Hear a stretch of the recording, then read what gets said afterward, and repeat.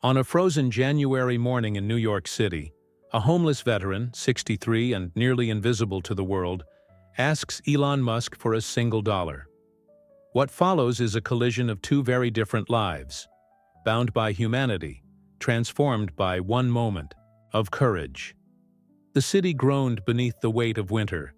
Snow fell in cruel spirals, not the soft storybook kind, but sharp, stinging shards that sliced sideways into skin. Steam hissed from manholes, mixing with the breath of hurrying strangers, all eyes down, shoulders up, world shut tight. Sam Rivers stood beneath the chipped awning of a boarded-up bodega on 45th and Lexington, bundled in layers of cast-off fabric, an old army coat too thin for this kind of cold, a scarf more whole than warmth, and gloves with fingers that had long since surrendered. His breath was ragged, every exhale a cloud that vanished like the faces of passers-by. He hadn't eaten in 2 days. Pride had its limits, and he was nearing his. He had once been 6'2", broad-shouldered, unbreakable. Now he stood slightly, stooped, hollowed out from the inside like an old house left too long in the rain. His boots, army issue from another lifetime, were cracked open at the soles. Each step was a negotiation with pain.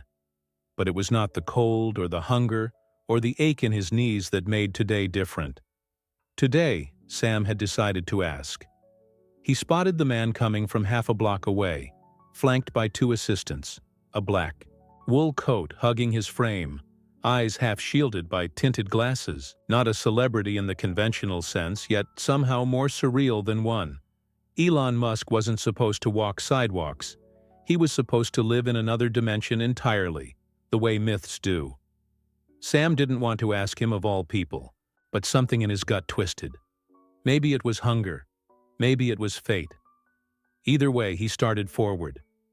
One of Musk's assistants saw him first, tensed like a guard dog. "Sir, step back. I'm not asking for much," Sam said, holding out a weathered palm. His voice cracked like dry wood. "Just $1, just one." Elon paused. The wind curled around them. The city fell quiet for a moment, just for a beat. $1? Musk asked.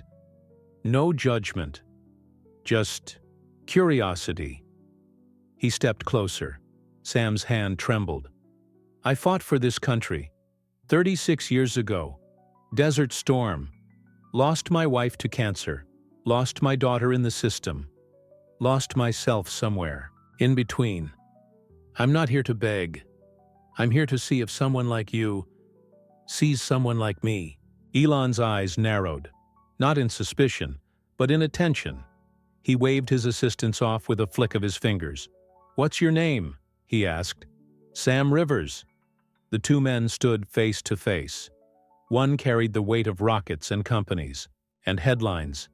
The other carried the weight of memory and frostbite and 30 years of pain. "I don't carry cash," Elon said, lips twisting slightly, as if the irony wasn't lost on him. "But maybe you can help me with something instead." Sam blinked. "The hell did that mean?" "You've got a look in your eyes," Elon continued. "Like you've lived through more than most. Ever think about doing security work? I mean real work, not a handout." Sam stiffened. "Was this a joke? Some tech billionaire social experiment? I'm not looking for pity." "You're not getting any," Elon said. He pulled out his phone, tapped a few things. "I have a team staying at the Langford, 3 blocks from here. Go to the front desk. Tell them Elon sent you. You'll have a room for the week, a hot meal. Tomorrow at 10 a.m., there's a guy named Harland waiting to interview you. Show him what you're made of." Sam stared, unable to speak. He had asked for $1. He was given a doorway. But the truth was, stepping through that door scared him more than the cold. "I don't know if I can," he started. "You already did," Elon interrupted. "You asked." Sam opened his mouth to respond, but a sharp whistle cut through the moment. A man stumbled across the street shouting in their direction. Scruffy, red-eyed, cracked voice. "Hey Sam, you leaving us now?" Got yourself a sugar daddy? Sam turned, recognizing the figure. Travis, another vet, another lost soul who didn't like handouts unless he was giving them. Travis had seen Sam at his worst and never once judged him. Elon stepped forward instinctively as if to defend. "No," Sam said quickly, raising a hand. "He's just—" "You think you're better than us now?" Travis snarled, arms wide, stumbling. "You take his scraps, you don't come back." A thin crowd had started to gather, phones out, watching, filming. Of course they were. Sam's heart pounded. Old instincts surged, fight or flight.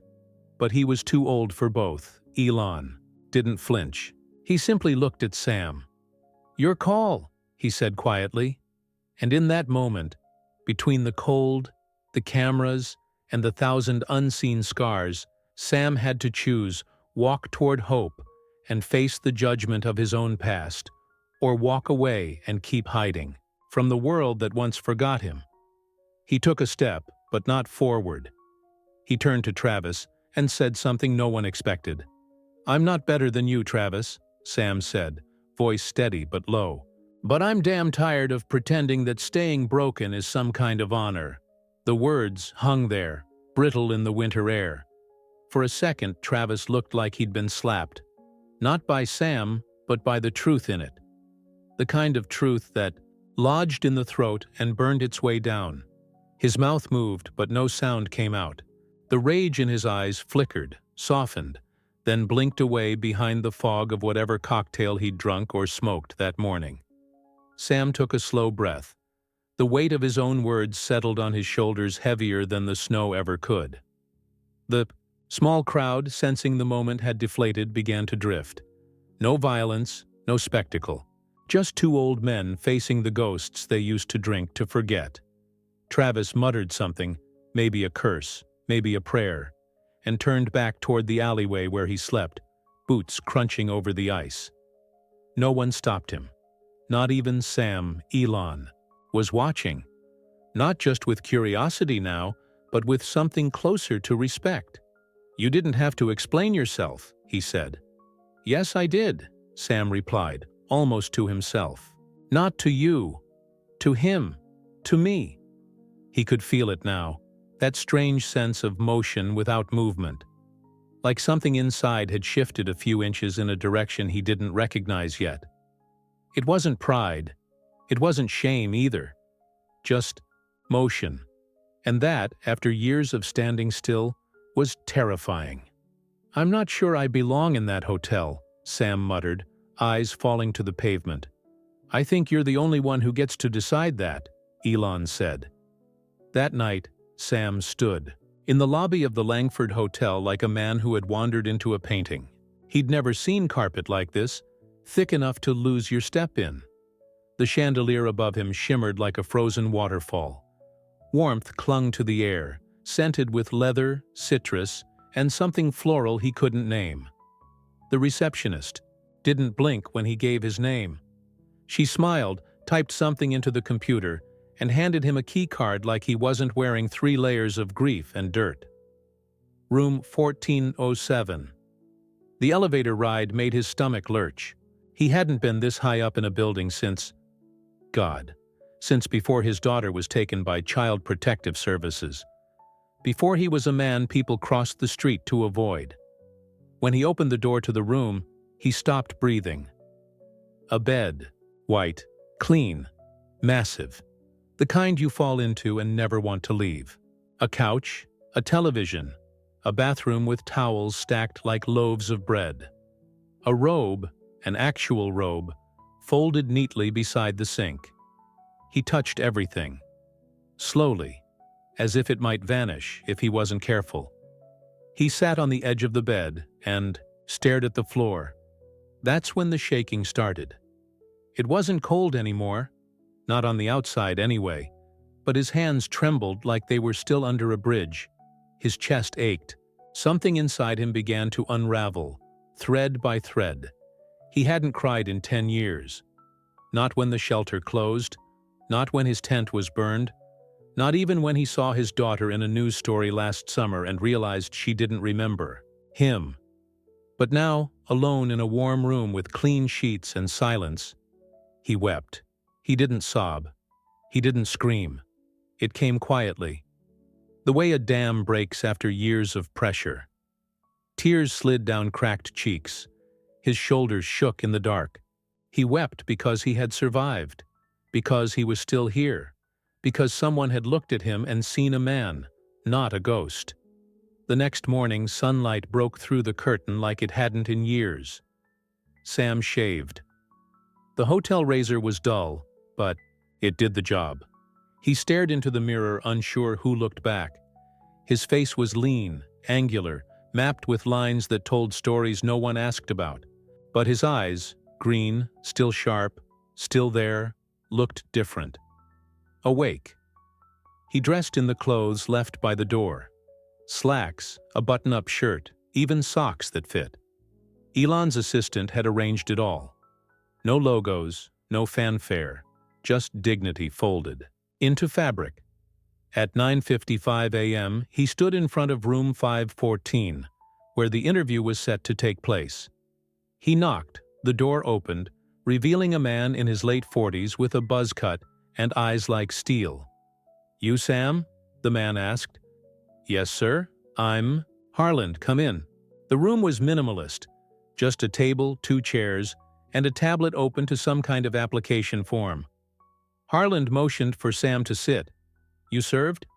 "Yes. Desert Storm." "Rank?" "Sergeant." "Specialization?" "Combat engineer." Harland nodded. "Elon told me to see if you're serious." "I am." "You got any addictions I need to know about?" "Not anymore." "Where have you been sleeping the past few years?" "Everywhere." There was a pause. Harland leaned forward, studying Sam like a chess piece. Then he said something Sam didn't expect. "You know why Elon asked me to interview you personally?" "No." "Because he said you had a presence, and because he trusts my gut." Another pause. "I run security for one of his New York assets. It's demanding, long hours, high expectations, but it's honest. If you want in, you'll have to pass a psych eval, a background check, and a physical. You willing?" Sam didn't hesitate. "Yes." Harlan's mouth curled, not into a smile but something close. "I'll give you a trial period. 1 week. Screw it up, you're gone. But show me you're who I think you are." He stood and extended a hand. "And this might be the last winter you spend on the street." Sam shook it. Firm. Clean. For a second, he believed it. That this wasn't a dream, but the past has a way of following you. As Sam exited the building, a black SUV idled across the street. Inside, someone watched him. Someone he hadn't seen in years. And they weren't here to offer a job. The SUV sat there like it belonged, its black body gleaming even beneath the haze of exhaust, rising in ghostly tendrils from the street. New York swallowed everything in noise and movement. But this vehicle was still. Watching. Sam felt it before he saw it. That old tingle at the base of his neck, the one he used to get when a patrol wasn't alone in the desert. A sixth sense, sharpened by war, by instinct, by trauma. He slowed on the sidewalk, turned his head casually as if checking for traffic. Tinted windows. No plates he could read. Government-grade tint. Not cheap. The kind of tint that wasn't legal for just anyone. A figure sat in the driver's seat, partially obscured, but as the SUV pulled away, no brake lights, no rush, Sam caught a sliver of the face behind the glass. No, it couldn't be, but it was. He knew those eyes. Even 20 years later, even with time dragging its claws across both their faces, he knew them. Raymond Keller. Not a friend. Not family. Worse, Ray Keller had been his CO in the Army. The man who gave orders like they were scripture and buried guilt beneath doctrine. Sam had testified against him once during an inquiry into the disappearance of 2 civilian contractors during a Black Ops assignment. The report was buried. So were the bodies. Sam never saw the inside of a courtroom again, but he lost something bigger: his career, his future, his sense that the system would protect those who told the truth. Raymond disappeared from the public. Sam had assumed he'd been forced into retirement or shuffled into some dark government corridor. But now he was here. Why? He felt the air shift again. The cold returned with cruel fingers. That SUV wasn't just a coincidence. It was a message. The job, the hotel, the second chance. It had all cracked something open. Not just inside Sam, but around him. His past had smelled blood in the water. By the time Sam returned to the hotel, his mind was buzzing, half adrenaline, half memory. He paced the length of his room, turning pieces over in his head.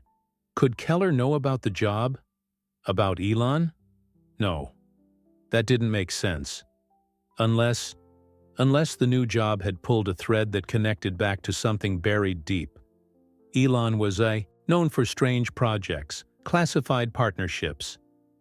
Maybe this security job wasn't just checking doors and flashing badges. A knock at the door snapped him out of the spiral. He opened it to find one of Elon's assistants, young, sharp-suited, holding a tablet. "Mr. Rivers, Mr. Musk would like a word, in person." Sam blinked. "Now?" The assistant nodded. Now. The private lounge on the top floor of the Langford was a quiet sanctuary above the madness of the city. No one else was up there except Elon, seated near the window with a cup of coffee. He didn't seem to be drinking. The skyline behind him stretched like a battlefield of glass and light. "You saw him, didn't you?" Elon asked, before Sam even sat. Sam hesitated. "You know who I saw?" Elon nodded, calm but grim. "Raymond Keller, former lieutenant colonel, officially retired. Unofficially, attached to a few government operations no one wants to talk about." Sam sat slowly. His heart ticked in his chest like a slow bomb. "I didn't tell you this earlier," Elon continued, "because I wasn't sure it mattered. But the building you'll be working at, one of my research facilities in Midtown, used to be leased to a private defense contractor. The kind that did work Keller's name showed up in. It's clean now. My team runs it. But someone's been sniffing around the old security clearances. And now I'm on their radar." "Seems so." Sam leaned forward, his voice low. "Why me? Why offer me this job? You didn't know about Keller when you gave me the hotel room." "No," Elon agreed. "But I recognized something in your eyes. Something I look for in the people I trust with things that matter. You're not broken. You're scarred. That's different." Sam let that settle in. He wanted to believe it. But years of being forgotten didn't vanish with one compliment. "Elon," he said, his tone tightening, "if Keller's involved, this isn't just about me. He doesn't care about grudges. He cares about loose ends. You're stepping into something deeper than philanthropy." Elon gave a wry smile. "You think I've gotten this far by staying on the sidewalk?" Sam studied him for a long beat. "No bravado, just calm certainty. The kind you don't fake." Elon leaned back, folding his hands. "Harlan's moving up your clearance screening. If you want out, I'll understand. But if you stay, this job may mean stepping into the fire again. Not as a pawn, as a protector. My team, my project, and now maybe my enemy." Sam's hand twitched. That word, enemy. It had a taste, he thought. He'd forgotten.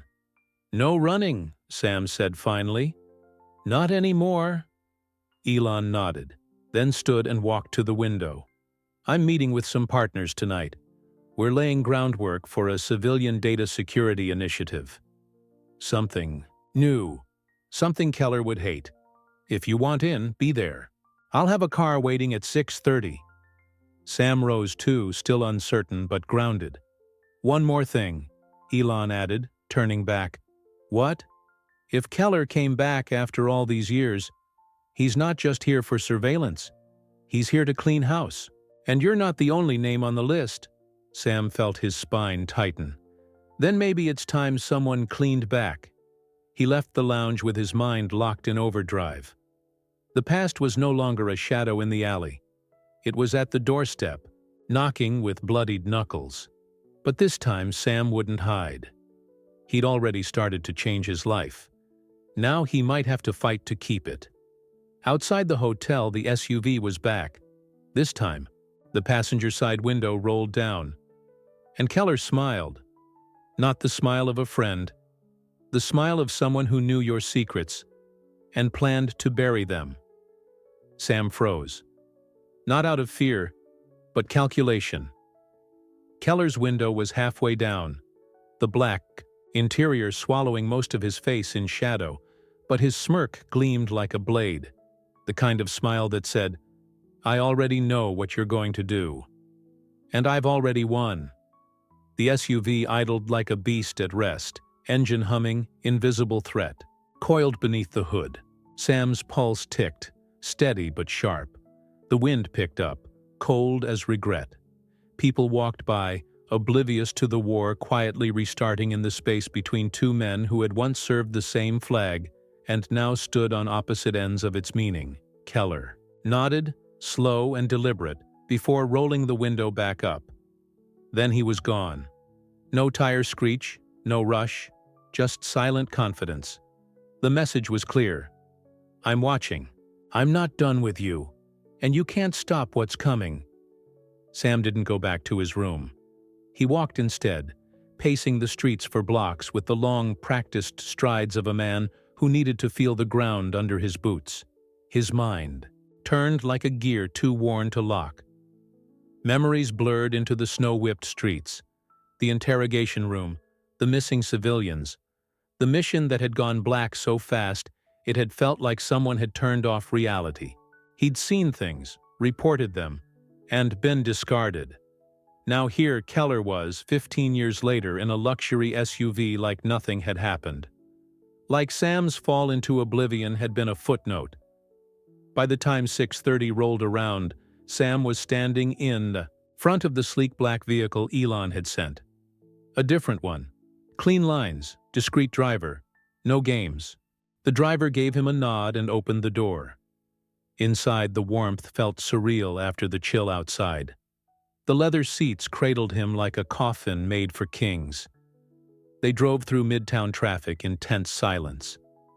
Destination: a private conference. Room atop one of Elon's satellite offices in Manhattan. An unmarked, unlisted facility designed more for high-level think tanks than corporate meetings. Glass walls, soft lighting. Security badges that looked one step short of retinal scanners. The elevator opened to a single floor, empty but for one door. Behind it, Sam found Elon seated at a long glass table surrounded by 4 people who looked more like operatives than business partners. No suits, no small talk. They all turned as Sam entered. "This him?" one asked. A woman with short silver hair and eyes like cracked ice. Elon nodded. "This is Sam Rivers." The woman rose. "My name's Val. I'm the security director for Protocol Aegis. We handle asset protection across a number of high-risk initiatives." "Elon told me you're ex-military." "Former combat engineer," Sam replied. "And before you ask, yes, I've seen fire. Yes, I've had clearance. And yes, I know how to follow orders. When they're worth following." Val's lip twitched, just slightly. Approval. Maybe even a little amusement. "This isn't just about guarding property," she said. "This is about preemptive containment. Elon's working on something Keller's people would do anything to stop." She tapped the tablet in front of her. It spun, revealing a diagram. Encrypted nodes, data routes, civilian communication networks, and something else. An AI security protocol Sam didn't fully understand. "It's called Ember," Elon said. "It's designed to protect grassroots, activism and public data infrastructure from manipulation, political, financial, military. It levels the playing field, makes certain players very uncomfortable. Sam understood now. Keller wasn't just haunting him. He was hunting this. And Sam, by some twist of fate, was now on the front line. Val leaned in, steely. We believe Keller's working with a group embedded in several data firms across the East Coast. They're not just trying to stop Ember, they're trying to erase the blueprint entirely. That means targeting the people building it. You think he'd go that far? Sam asked quietly. Elon didn't blink. I think he already has. Val slid a folder across the table. Sam opened it. Inside were photos. Gruesome. 2 engineers, dead. One looked like a robbery gone wrong. The other, a staged overdose. But the timestamps matched key moments in Ember's development cycle. These aren't accidents, Val said. They're signals. Keller's calling cards. Subtle enough to avoid media attention. Loud enough to shake us off. Sam stared at the images. He wasn't new to death. But these were different, calculated, professional, controlled rage with a political endgame. So what do you want from me? He asked. Eyes. Ears. Instinct, Val said. People like Keller underestimate men like you. They think broken means weak. We're counting on that. Sam closed the folder. He thought about the street, the snow, the $1 he'd asked for, not 2 days ago. And now, this. A second chance wrapped in shadows. He looked to Elon. You sure about me? Sam asked. Elon nodded. I'm not offering you charity. I'm asking for help. It was the first time anyone had said those words to him in years. Sam stood. Then I'm in. Val slid a badge across the table. It gleamed under the overhead lights. Black, with no name. Just a single red stripe. Welcome to the other side, she said. As Sam pocketed the badge, the door behind him buzzed. One of Val's team stepped in, face pale. We have a breach, she said quickly. Warehouse 17. It's one of our Ember nodes. Security feed shows Keller's SUV outside. Sam didn't hesitate. I'm coming with you. Val didn't argue. She just nodded once and opened the weapons case behind her. Sam stared at the row of compact gear, his hands already reaching for the one that felt most familiar. Weight, balance, memory, they all returned. As he locked the sidearm into place, he thought about something Harland had said. Show me who you really are. Now, he was about to. They raced down the elevator into the waiting vehicles. Outside, the snow had started again, but this time, it wasn't. Falling gently. It was coming sideways, like a storm was building, and Sam was walking straight into the heart of it. And somewhere ahead, in that warehouse full of secrets and silence, Keller was waiting. The SUV carved through Manhattan's arteries like a scalpel. Precision turns, speed without panic, lights ignored. Sam sat in the back seat with Val beside him, both strapped in tight, eyes forward, saying nothing.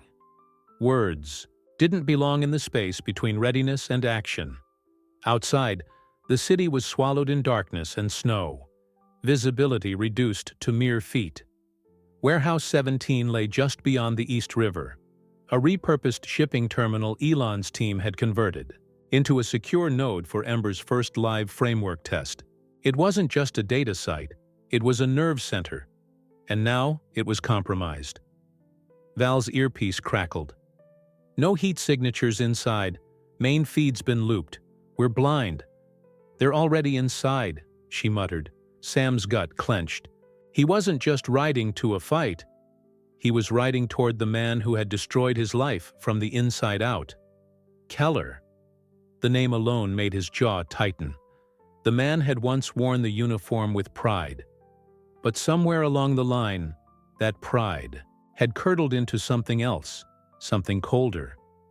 Keller believed in control over truth, obedience over honor. And those who questioned him? They vanished. Quietly, efficiently. Sam had questioned him, and survived. Barely. The SUV rolled to a stop 2 blocks short of the warehouse, engines cut. Silence rushed in like vacuum. "We go in low," Val said, checking her sidearm. "No lights. If we engage, we keep it clean. We don't want a scene unless they force one." Sam nodded, already checking the weight of his pistol. It felt natural in his hand, an old extension of muscle memory. He hadn't held a weapon in over a decade, but his body remembered. They exited the vehicle and slipped into the cold, boots crunching on ice-glazed pavement. The wind howled off the river like a warning. Warehouse 17 stood hunched against the storm. Massive, silent, its metal exterior worn and graffitied, blending into the city's neglected bones. A single security light flickered above the loading dock, casting shadows that danced with menace. Val motioned her team around the back. Sam followed her through a side access path between buildings, moving like he had all those years ago, shoulders low, breath steady, footsteps precise. No wasted movement. As they reached the east service door, Val held up a hand. Sam stopped. Behind her, she tapped into her handheld monitor. Static. The entire feed was jammed. "Manual breach," she whispered. Sam took point. He reached for the door's edge, fingers working the latch by feel. It gave way with a soft click, and they slipped inside. Darkness. Total. The kind that pressed in from all sides. Sam let his eyes adjust. The warehouse smelled of metal and ozone, the kind of sterile artificiality that came from server racks and sealed air. Val activated a red-lensed flashlight, just enough to show shapes. Equipment, cabinets, a row of humming servers that should have been dead if the power was truly cut. But they were running, and so was someone else's plan. They moved deeper. Sam's boots echoed like whispers. He reached the corner of a storage corridor and froze. A figure stood at the far end, silhouetted by the emergency light behind him. Tall, calm, waiting. Keller. No weapon drawn. Just standing there, watching. Sam raised his pistol slowly. Keller didn't flinch. "Well," Keller said, voice low and even. "Look at you." Sam said nothing. He let his silence speak. Keller stepped forward, hands behind his back. "You're cleaner than I expected.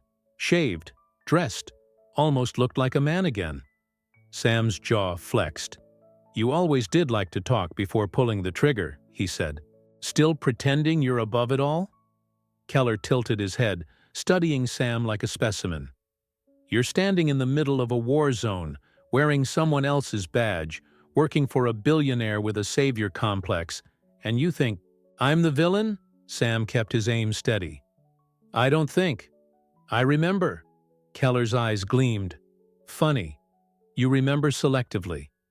Like the civilians in Kandahar. The ones you conveniently forgot to mention in your first report." Sam's voice cut through the dark. "I mentioned them when I realized you lied to cover up their deaths." "They were collateral," Keller snapped, a crack in the mask. "And you knew it. You knew the game we were playing. You just didn't like losing." "No," Sam said. "I didn't like what I became under your command." A tense beat. Then, Val's voice sliced in from the comm. "Backup has Keller's team flanking the west corridor. They're not alone." Keller smirked. "Of course we're not alone. You think I'd come see you personally without a plan?" He raised a small device, no larger than a thumb drive, and pressed it. The servers around them hissed. Lights flared red. "They've been reprogramming Ember's core node," Val growled. "If he finishes, he'll wipe the framework." Sam didn't hesitate. He moved. 2 shots cracked the air, one from Val's team, one from Keller's. Chaos erupted as figures appeared from the shadows, gunfire echoing off metal and concrete. Sam sprinted, not away, but toward Keller. The old instincts roared back to life. Every step was precision. He tackled Keller before the man could fire, sending both of them crashing into the racks. They fought in silence. No words, just fists. Elbows, knees. Keller was strong, age hadn't dulled the edge, but Sam was fighting. With something else. Something Keller had long abandoned. Conviction. Keller's hand found his knife. Sam caught his wrist. Steel gleamed in the dark. They struggled, gritting, snarling. Keller twisted, forcing the blade closer to Sam's throat. Sam's muscles screamed, but something inside him screamed louder. He slammed Keller's arm against the edge of the server cabinet with a wet crack. The knife clattered. Sam grabbed it, pressed it to Keller's throat. Breathing hard, they locked eyes. "You don't have it in you," Keller hissed. Sam didn't respond. Instead, he stood, knife in hand, and backed away. "I don't need to kill you," he said. "I just need to stop you." Keller laughed, low and broken. "That's where you're wrong." Suddenly, an explosion of glass. The skylight above shattered. A drone dropped through, blinking red. Self-destruct protocol. Val screamed through the comm. "Sam, move!" But Sam didn't move. He saw the device, saw the countdown, saw Keller's smile. This wasn't just sabotage, it was suicide. The warehouse lit up with red light and sirens. Then, darkness and impact. The blast ripped through the warehouse like a breath of hell. A deep, concussive whomp that bent steel and shattered glass, sending a shockwave screaming across the riverfront. Flames bloomed orange and furious, licking skyward in a column of chaos as the world twisted sideways and then collapsed inward. Alarms died mid-scream. Sirens rose in the distance. And then, for a moment, there was nothing but smoke and silence and heat. Sam's body hit the floor before he knew he was falling. Time fractured. Sounds became shapes. Heat became weight.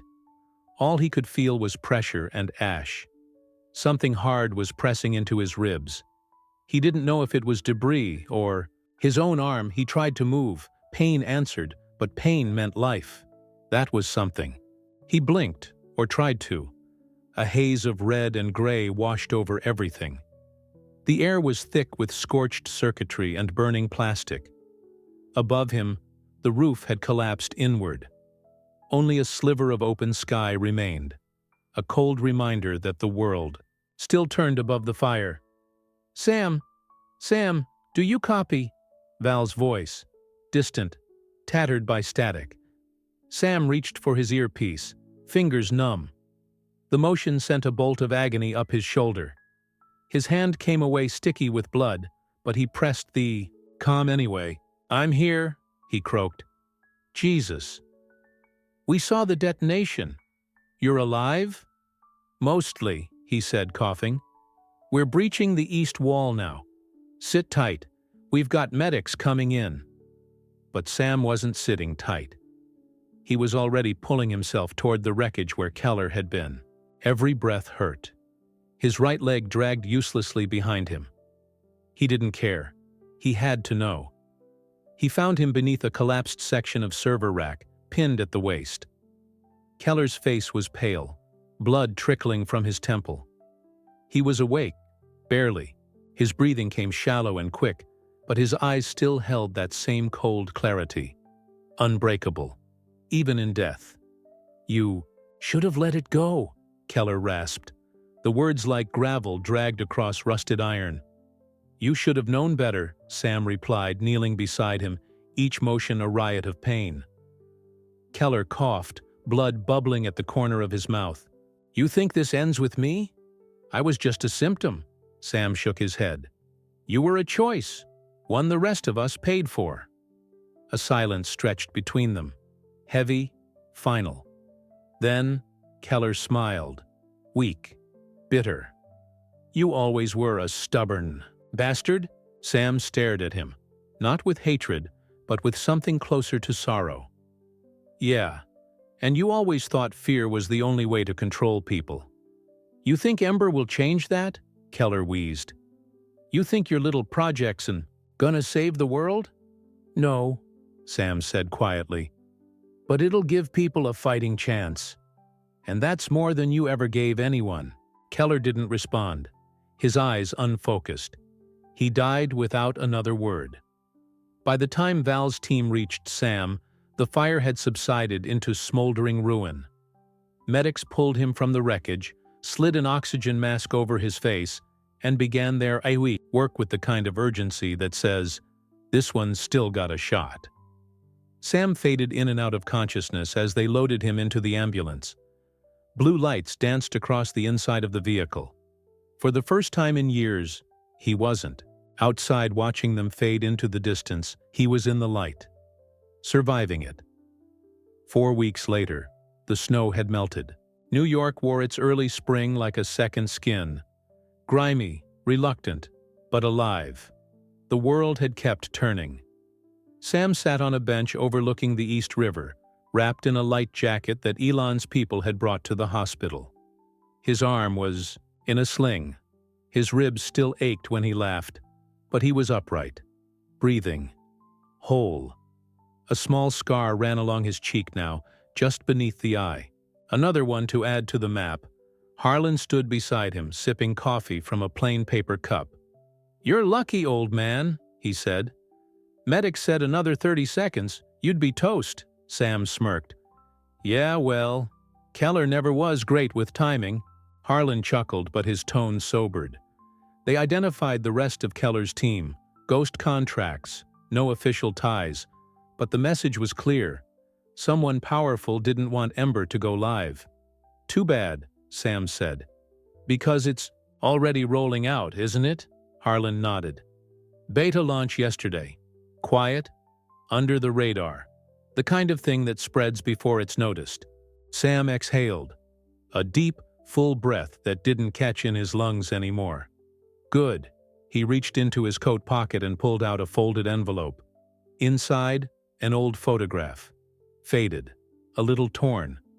His daughter, 8 years old, smiling, standing in front of a field of wildflowers with his late wife. He stared at it for a long time before tucking it away. "She's in Boston," he said, almost to himself. "I found her." Ember flagged an open data post she made, volunteering at a housing outreach. "She's using my wife's maiden name, but—" Harlan raised an eyebrow. "You going to reach out?" Sam stared at the water.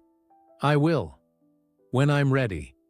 When I've earned the right to show her who I am now, not who I used to be." Harlan didn't press, just nodded. They sat in silence for a while. Then a car pulled up along the curb. Elon stepped out.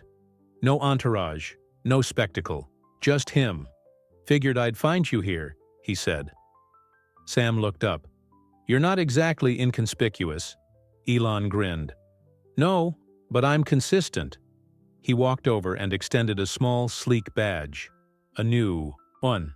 "This is yours now. Full clearance. Permanent, head of internal security for Ember's New York node." Sam took it, turning it over in his hand. It didn't feel heavy. It felt earned. "People will ask why a homeless vet is heading up the most important civilian security program on the East Coast," Elon said. Sam smirked. "Good. Let them." Elon's expression softened. "You could have walked away, Sam. You had every reason to." "Yeah," Sam said. "But maybe that's the reason I didn't." He stood. The city buzzed behind them. Cars, voices, sirens in the distance. "Life," Elon offered. A handshake. Sam took it. There was no fanfare. No applause. Just a moment between two men who, in their own ways, had stepped beyond the lives they were expected to live, and into the ones they had chosen. As Elon turned to go, he paused. "One more thing," he said over his shoulder. "I found a program that helps reconnect veterans with their families. No pressure. But if you ever decide to write her a letter, let me know." Sam nodded, then turned back toward the water. The sun was setting behind the skyline. Not dramatic, not loud, just steady, warm light cutting through the haze. A man had once asked for $1 and found the courage to ask for more, not just from others, but from himself. And in that asking, everything changed. Not all at once, but enough. Enough to begin again.